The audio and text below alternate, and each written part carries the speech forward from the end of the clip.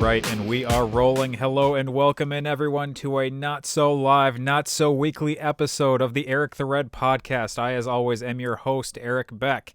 Now, those of you watching me on YouTube right now are going to see that you're not seeing my lovely face, you're just seeing the schedule that we're going to be reviewing.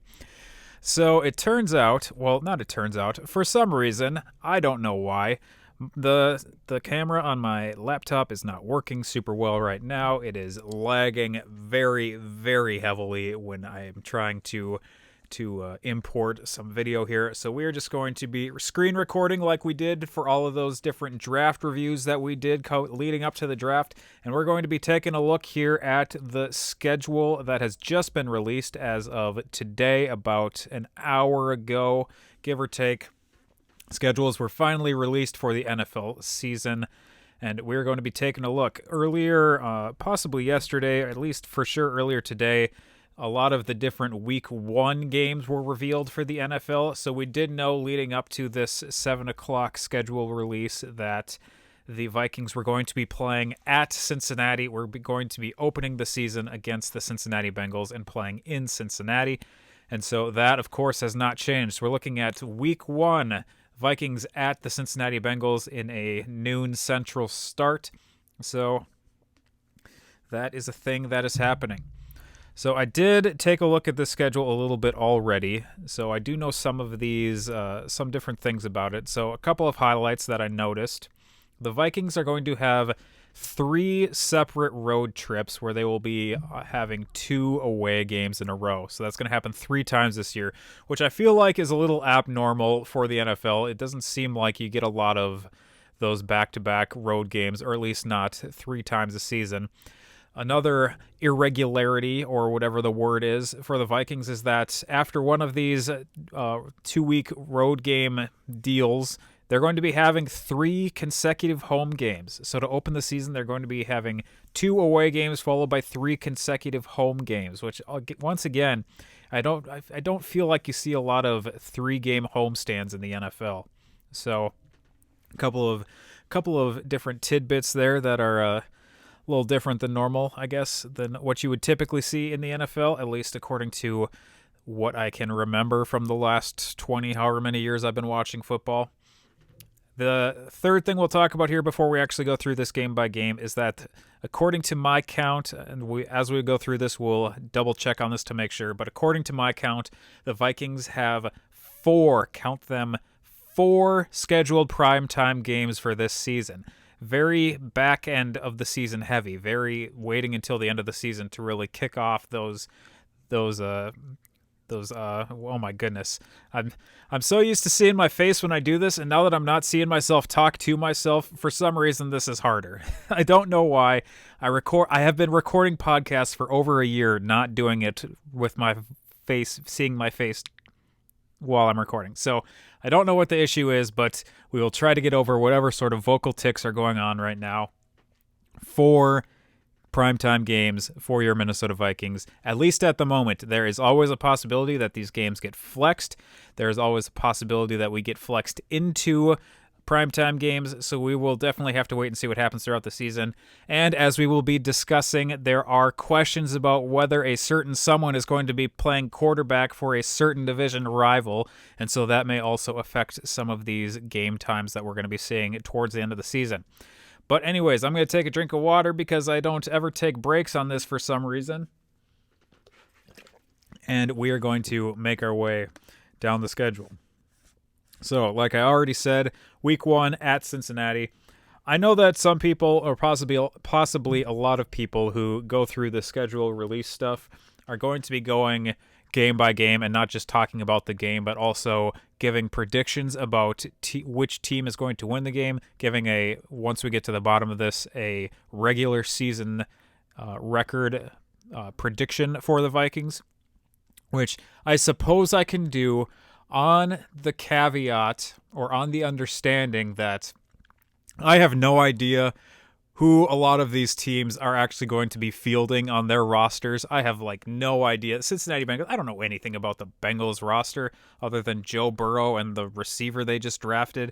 So, and I guess, what's his name who just got cut from the Vikings, the left tackle who's now moving to right tackle, Riley Reif. he's going to be in Cincinnati this year too. So other than that, I don't have a very strong understanding about a lot of these other teams and their rosters. So trying to figure out who has a better roster at this point is not a thing that I am prepared for. Also, trying to decide how good or bad the Vikings are going to be as the season goes on, predicting injuries or any of that sorts of things. Obviously, this is a thing that is true for everyone who is doing a schedule reaction sort of podcast type deal right now. So just to have that awareness, I hadn't planned on actually going through and giving a record prediction for this, but I will give a very early stages initial reaction. If I am remembering correctly from an earlier episode of the podcast, when the over-unders came out for the season and the Vikings were set with an 8.5 game or an 8.5 win total for their over-under. If I remember correctly, I chose the under and said they're probably winning 8 games. We'll see if that holds true. We will go through with the understanding that the Vikings have been going to the playoffs in the odd-numbered years under Mike Zimmer, so maybe potentially we will be giving more credence to that than is necessary. But all those things said, let's go ahead and go through this. Starting with the Bengals, at the Bengals week 1, you got to win this game. You can't lose this game. If you lose this game, you're off to a very bad start. The Bengals are getting better. The Bengals are not good. I say this without knowing their roster other than like 3 players. The Bengals aren't good right now. The Bengals were just picking 5th. They won like 5 games maybe. Their quarterback is coming off an ACL. If he is ready to go this week, that will be very good for them. But if not, is he going to be 100%? Is Joe Burrow going to be 100% going into week 1? We don't know. He tore his ACL last year. So ACL tears are not as what disastrous as they used to be in the past. Adrian Peterson sort of turned the page on that, and I guess medicine is getting better, so people are able to come back more quickly than they were in the past from ACL tears. But with that said, you don't know how Joe Burrow is going to react. This is a game that you need to win. So I'm going to predict that they will win this game. I'm so uncomfortable right now because I have I've been a Minnesota sports fan for too long. I know that you can lose so many games that you should win, no matter which team it is from this city, from this state. You lose games you're supposed to win, but I'm going to predict a win for this. So we're gonna move on from Cincinnati because we're just gonna move on. Week 2, the Vikings are going to be playing at Arizona, playing the Arizona Cardinals in Arizona week 2. This is a 3:05 scheduled start. This is not a Fox game of the week sort of scheduling that I would expect. This is just because they're playing on the West Coast or close enough to the West Coast for it to be called the West Coast. So Vikings at Cardinals. This is tougher for me because I know that the Cardinals right now are where the Cincinnati Bengals want to be going. So the Cardinals have gotten better during this offseason. This is also, I guess you could call this a revenge game for Patrick Peterson if you really wanted to. This is Patrick Peterson going back to Arizona where he played for the last 10 years. I wouldn't expect that to actually be the case, but that I'm sure is going to be a talking point. Write that down. This is going to be called a revenge game for Patrick Peterson at some point in the next however many months this is. What is it, May? 4 months? Anyways, playing against the Cardinals, this I think is going to be a much tougher test. You got Kyler Murray, who all signs point to him. He has been getting better. You have a better receiving core down there now, even with, I know some of the people who they signed are like in AJ Green, you have a guy who you're questioning about whether he is still able to compete at a very high level. Sort of the same deal as what we have with Patrick Peterson here with the Vikings. But with that said, I think you got to pick the Vikings again. I don't love it. This is a game that I think the Vikings could easily lose. I'm going to go ahead and say right now, very first early prediction, I'm going to say right now that the Vikings win this game and start the season 2-0 and come back home for a very tough, very difficult test, playing against the Seattle Seahawks for the first time since losing to Seattle at TCF Bank Stadium. If I remember correctly, this will be the first time the Vikings are playing the Seattle Seahawks at home instead of in Seattle. play in Seattle so many freaking times and lose every time. It's not going to be rainy. It's not going to be cold. It's going to be inside, temperature controlled. Maybe we will finally have fans back in US Bank Stadium. This is the home opener for the Vikings, and this, with a 3:25 Central starting time, this is set to be a Fox game of the week. So, with that said, do the Vikings get it done against the Seattle Seahawks early in the season? I can't say they do. You're going to have to show me that you can beat Seattle before I'm going to predict that you can beat Seattle. Even if you're playing at home, even if you have fans in the stadium. Seattle feels like one of those teams that has been getting worse rather than getting better. So, is it possible that the Vikings beat Seattle in this game? Yes, I think it is possible that the Vikings could beat Seattle in this game. Do I think that the Vikings will actually beat Seattle in this game? It's really, like I said, until you actually beat Seattle, it's very hard for me to say that you can beat Seattle, no matter what year it is. I understand that this is years after all of these different losses, and that the Vikings are a different team, and that the Seahawks are a different team. I think the Vikings lose this game and fall to 2-1. And with that ends the month of September with a sort of the way the calendar, just the normal calendar, falls, and with where the NFL is starting this year. We only have 3 full weeks in the month of September, and we have 15 more to go this year.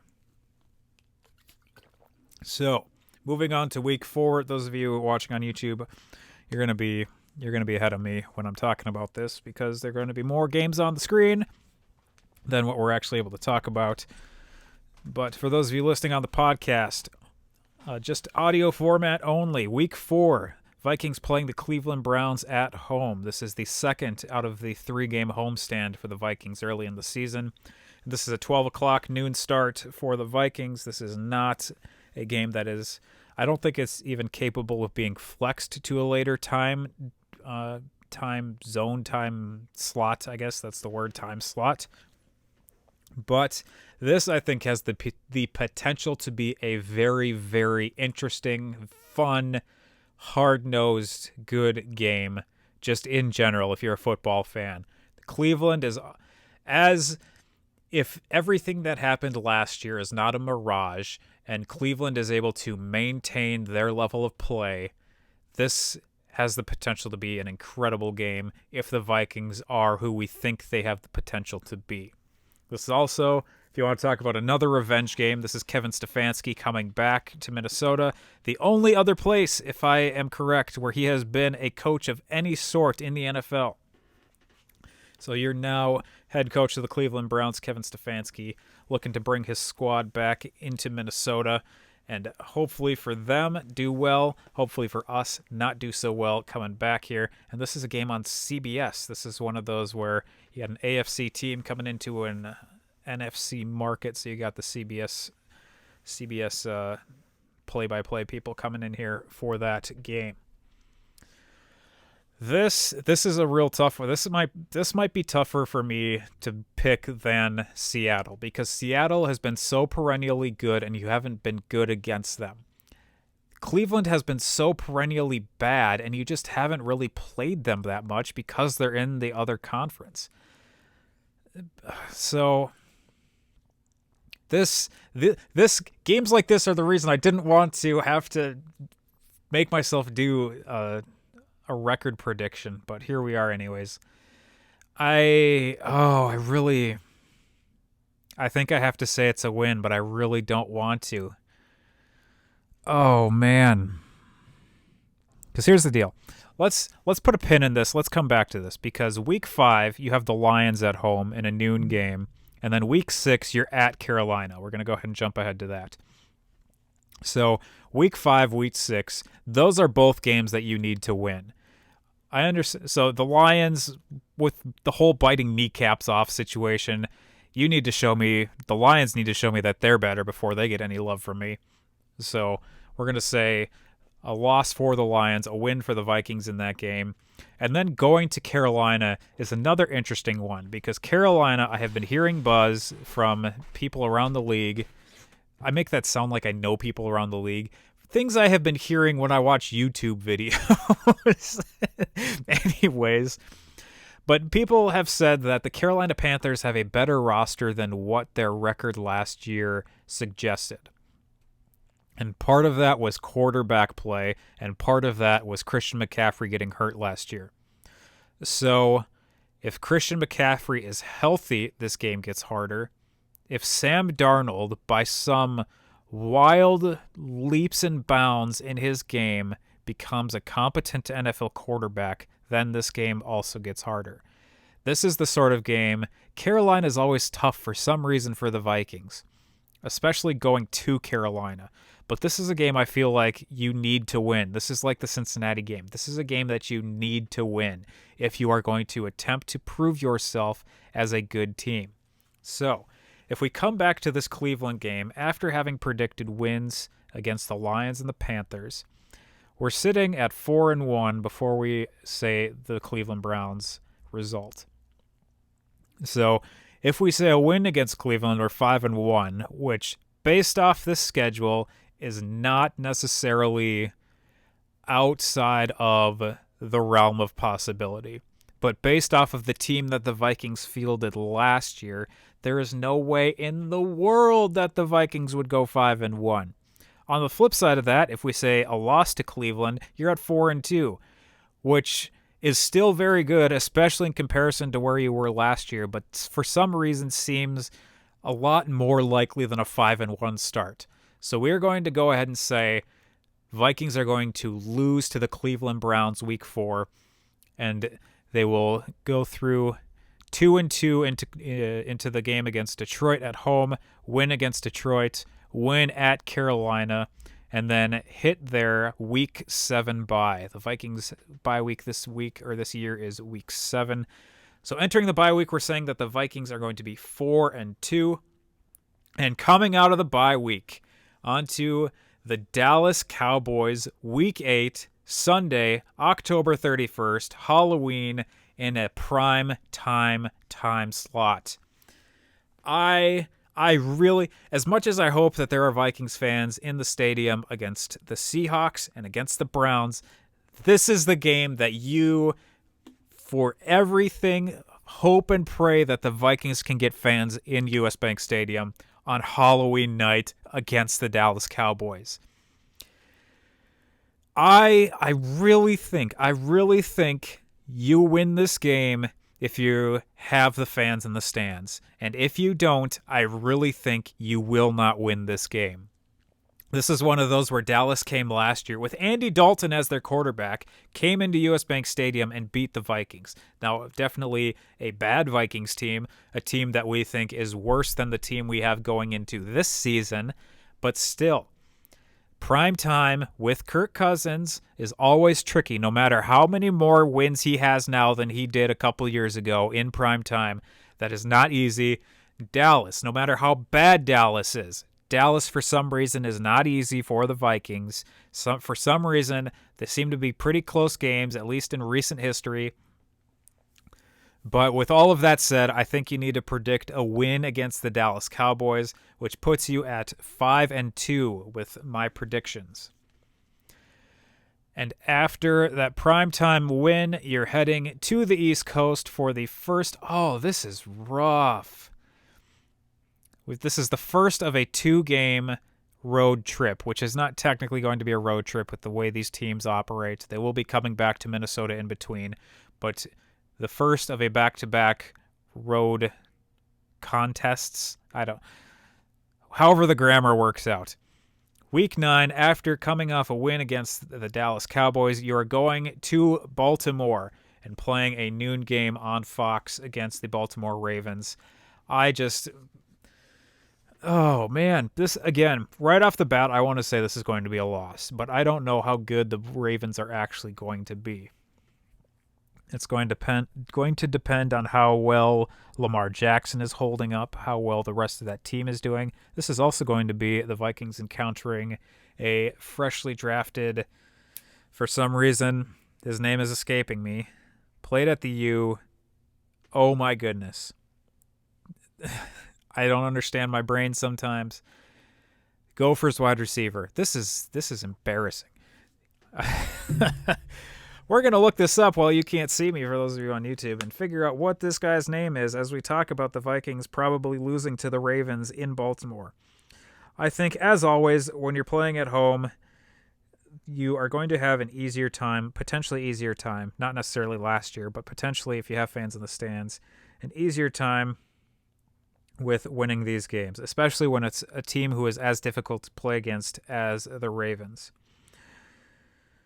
I'm still Baltimore. Oh my gosh, I can't believe it's like right on the edge of my brain. Baltimore. Rashad Bateman. Oh my goodness. All I could think of was the number 0. His freaking jersey number last year.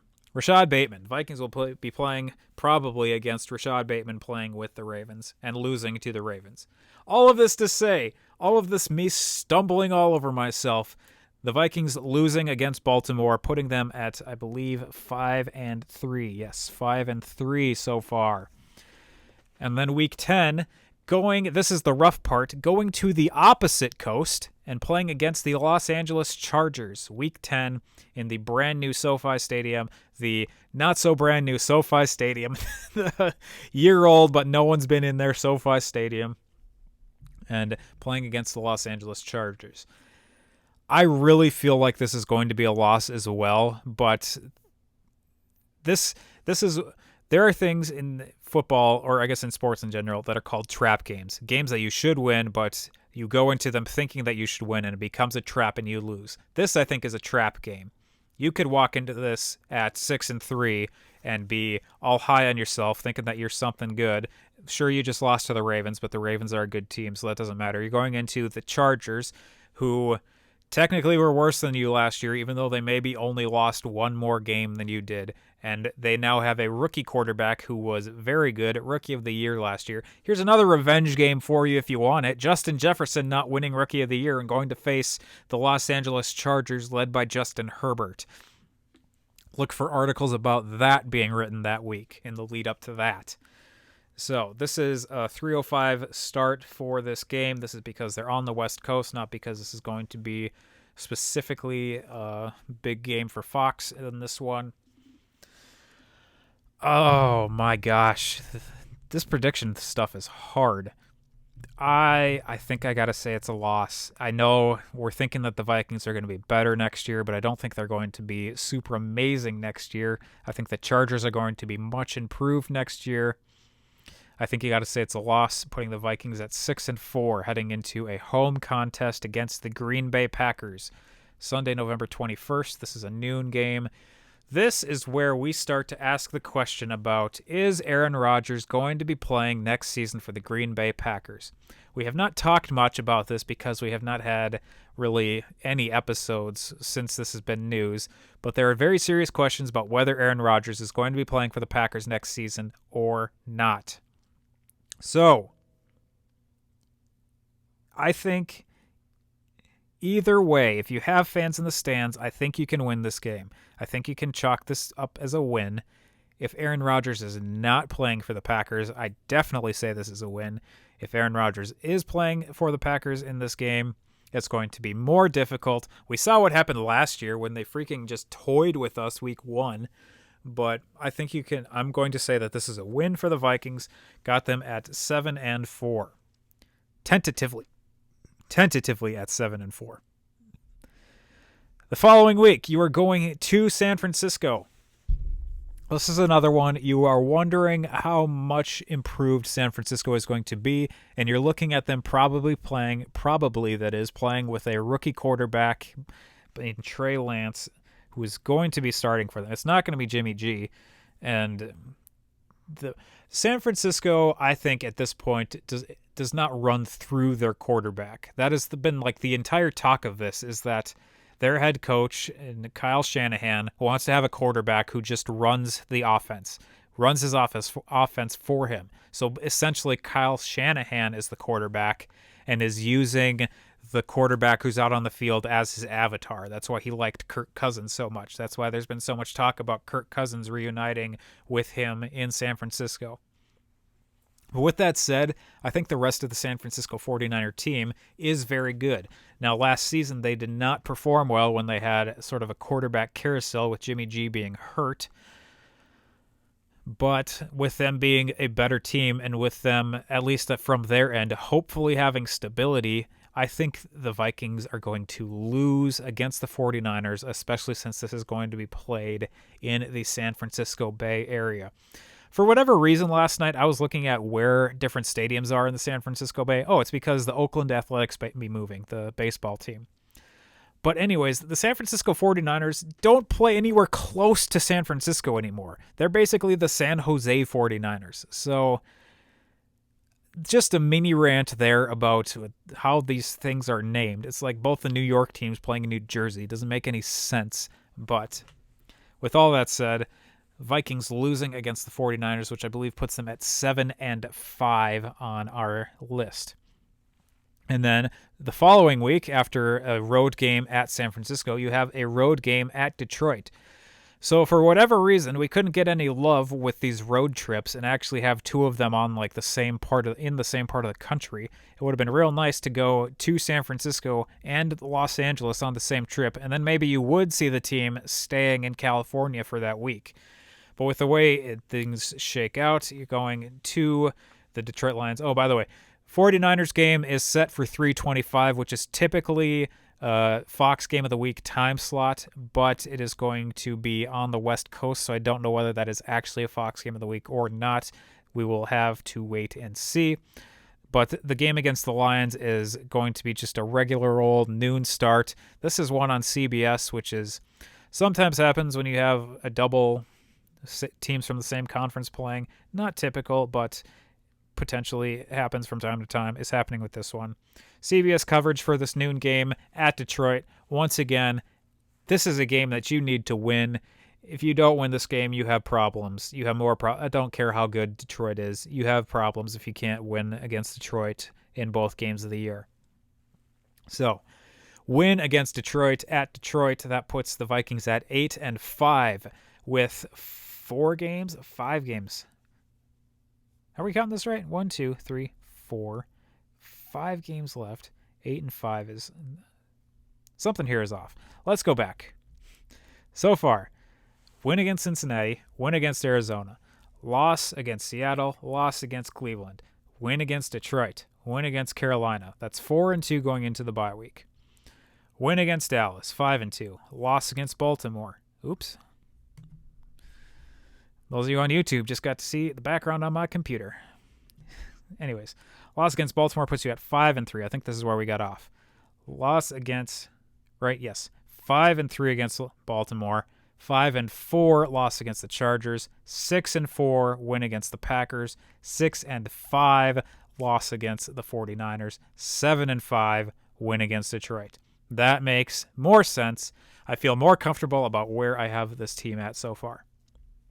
So, going into this, we're looking at Week 14, playing the Pittsburgh Steelers at home on Thursday night. This is the second of the primetime games for the Vikings as they're scheduled so far. And this is not a game that they're going to be able to flex, I don't think, unless COVID hits. I think that's the only way this game gets changed.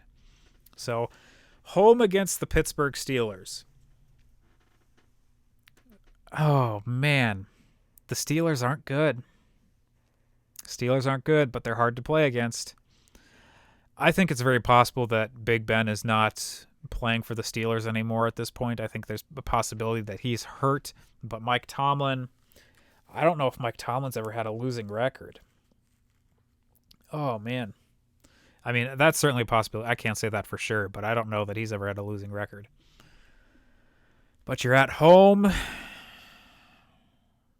I'm going to call it a win. I don't like it, but I'm calling it a win. We're calling it a win right now. We're putting the Vikings up to 8-5, which with where we stand, 8 wins is where I thought that the Vikings would be capped at, possibly when we looked at the over-under. I think they're going to win more games than 8 if we're doing it this way. But not the next one. Next one, primetime Monday night, December 20th at Chicago. We did not get love from the NFL on this either this year. We got to play an away game at Soldier Field in December this year. So, Week 15 at Chicago, I think you can count this one, chalk this one up as a loss.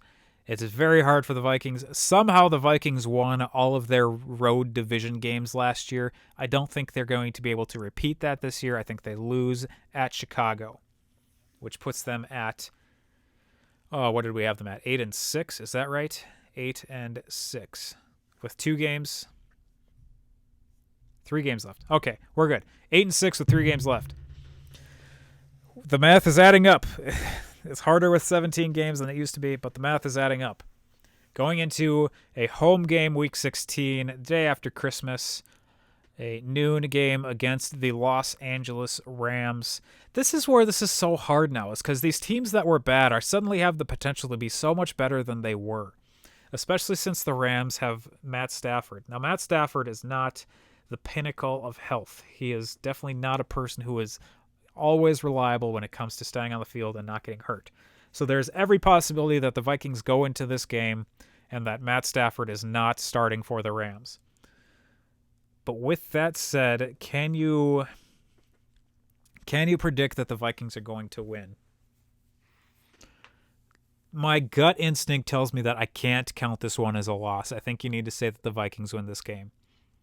So we're going to do it. We're going to say that the Vikings win against the Rams, putting them up to 9-6, and probably in the hunt for a wild card berth with 2 games left in the season when they go to Lambeau Field for a January 2nd, day after New Year's game. And it is set to be a Sunday night game on NBC, the last of their 4 scheduled games. This game is going to depend on whether Aaron Rodgers is the starting quarterback for the Green Bay Packers or not. Oh, man. But it's at Lambeau in January. I don't think I can count this one as a win. Even if we knew that Aaron Rodgers was going to be gone at this point from Green Bay, if we knew that for sure, I don't think you could count this one as a win just right off the bat. Going to Lambeau in January at night, it's going to be freaking cold. And I don't think that the Vikings do so well in the cold. We are an indoor team. We are a northern team, but we are an indoor team. So I think we lose this game. We go to 9-7 on the year, and you go into a very tough Week 18 game against the Bears. There is every potential that this is playing for a playoff spot with where we have them right now at 9-7. But with now 7 teams going into the playoffs instead of 6, you have 1 more spot. So the Vikings very well could have locked down a playoff spot at 9-7. And the Bears could be hunting for a playoff spot. The Bears are going to have a rookie quarterback in Justin Fields. Oh, I don't like these. I feel like we've played a number of games against the Bears in the last week of the season, and we never know for sure how it's going to turn out. Oh, gosh dang it. I think you got to call it a win for the Vikings. So with that, we have the Vikings going 10-7 with our very early preliminary look at what the record might be. I don't love the idea of the Vikings winning 10 games just based off of what they did last year. But in the same breath, if we're going off of the Vikings going to the playoffs every other year, and this being the other year, 10-7, I guess. We're calling it 10-7. I don't love it. I don't love it because I don't know who the Vikings are going to be. This is what I don't like about predicting these games well before the season actually starts. For one, we've already talked about Aaron Rodgers. We don't know if Aaron Rodgers is going to be here. We don't know who the Vikings are going to have. We don't know who's going to get hurt in the NFL. We don't know all of these different things. So, the saving grace for the Vikings may end up being that we're playing the Bears and the Packers at the end of this year. I'm sorry for those of you who are watching on YouTube and that I'm giving you motion sickness. Sorry about that. But this is where this is potentially beneficial for the teams that we will be playing late in the season. Week 14, Pittsburgh Steelers. Is Big Ben going to be there or not? Weeks 15 and 18, Chicago Bears. Will Justin Fields have figured it out and be clicking on all cylinders as the starting quarterback? And how does the rest of that team fare? Because Mitchell Trubisky was not the only issue for Chicago over the last few seasons. They have had other issues. So, is Justin Fields someone who's going to be potentially leading them to a playoff spot and making them a very difficult team to play against? Los Angeles Rams, week 16. Are the Rams going to have Matt Stafford healthy and starting at quarterback for them when they come into US Bank Stadium that week? Hard to say based off of Stafford's history. But it should be said that the Rams do have a lot of good players at other positions on their team. And then the Green Bay Packers, who we've already mentioned, playing at Green Bay, that is week 17. Is Aaron Rodgers going to be playing for the Green Bay Packers this year? I just got to say, side note, we may talk about this at a different point in a different episode later on, especially if Aaron Rodgers doesn't play in Green Bay next year. But it is so nice to have smoke and possibly fire coming out of Green Bay. It feels like so often Green Bay is just like contained and set in their little freaking cheese packing city, and the Vikings have, for some reason, something on fire. Freaking earlier this year, we had Jeff Gladney in that whole situation. Smoke and fire coming out of Egan. But now it's coming out of Green Bay instead, or Appleton, or whatever city that they're actually headquartered in, except for actually going to Lambeau. So, with all those things said, it is potentially good that the Vikings will be playing these different teams at the end of the year and not at the start of the year. The flip side of that is playing against the Seahawks early in the year, because I think the Seahawks have shown that they start off pretty well, pretty consistently. So I think that's going to be hard for us with Seattle. So I have them, my first prediction all the way back to the earliest prediction that I made on this podcast about this season was that the Vikings were going to finish with somewhere between 6 and 12 wins. I don't see them being so bad that they lose more than 11, I guess, this year. And I don't see them being so good that they win more than 12. So that is where I think they are, which means they will not be contending for a first-round bye and contending for the top spot in the NFC. They may not even end up contending for a division title, depending on whether Aaron Rodgers comes back to Green Bay or not. So, at the moment, we're predicting 10-7 on the season. But looking at these games, looking at what are potentially difficult games, Cincinnati, I am just going to say, has potential to be difficult, but it should not be. Arizona is a game that is potentially difficult. We're just going to go through the wins on this. No, we're not. We're going to go through all of them. Arizona, you could potentially lose. Seattle, you could potentially win. Cleveland, you could potentially win. All of the division games are a crapshoot. So week 5 against Detroit, even though you're at home, who knows? You should win. Carolina, you should win. Could lose, should win. Dallas Cowboys, probably should win, definitely could lose.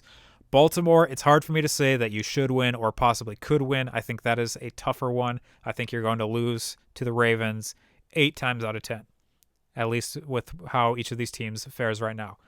Los Angeles Chargers, I believe we predicted a loss. They could win this game. I'm not going to say they could very easily win this game, but the Vikings definitely could win this game.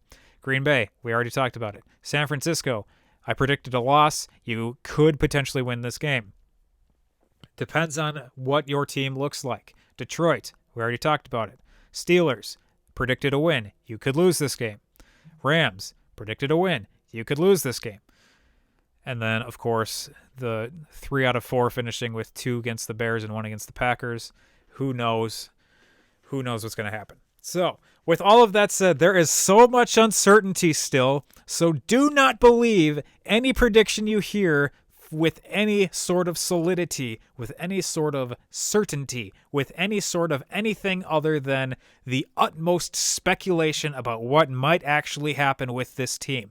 Because we do not know yet. We don't know yet. We don't know what the Vikings are going to do yet. I'm moving, gesticulating like I'm an air traffic controller down on the ground, like I'm directing planes. I know you can't see it for those of you watching on YouTube. You can never see it for those of you listening on podcasts. I apologize for that. I don't know what the problem was with the camera. But we don't know what the Vikings are going to be this year. We have no idea. So, the hope for this Vikings team, like I said, I think they have a 12-win ceiling. That is above and beyond. That is like top-level Vikings. I don't think you can do better than that, especially with Kirk Cousins as your quarterback. I don't think you can do better than that. And it's going to be even harder with the 17th game this year. So, 12 wins, I think, is the ceiling. 6 wins, I think, is the floor. I still think that's true. And I guess that's where we stand on that. The only thing I am willing to actually stick to, write this down, the Vikings will win at least 6 and no more than 12 games this year. That is my prediction. As far as the 10-7 that we said, I am in no way sticking to that. I reserve every single right I have, because this is recklessly speculated, every single right I have to turn around and say, I think they're going to do something different than that. So, we'll take some time here. Like I said, we're 4 months from the season starting. Today is the 12th of May, and the first game, if we scroll back up here, week 1 for the Vikings is on the 12th. Look at that, the 12th of September. Exactly 4 months from today as we're recording. You're probably not going to hear this until tomorrow. Or who knows when. Not a whole lot of people are listening to this show yet. So if you want to have other people listening to this and listen to me stumble over myself and wildly gesticulate in my basement doing this podcast, go ahead and tell people about this. EricBeckMedia.com. Send them over to the YouTube channel. Send them over to the podcast players, the Eric the Red Viking Superfan podcast. Go ahead and send people this direction. Go ahead and do all the things. You're already following me if you're listening to this, so thank you for listening. Thank you for watching, those of you on YouTube. As always, I'm your host, Eric Beck, and this has been the Eric the Red podcast.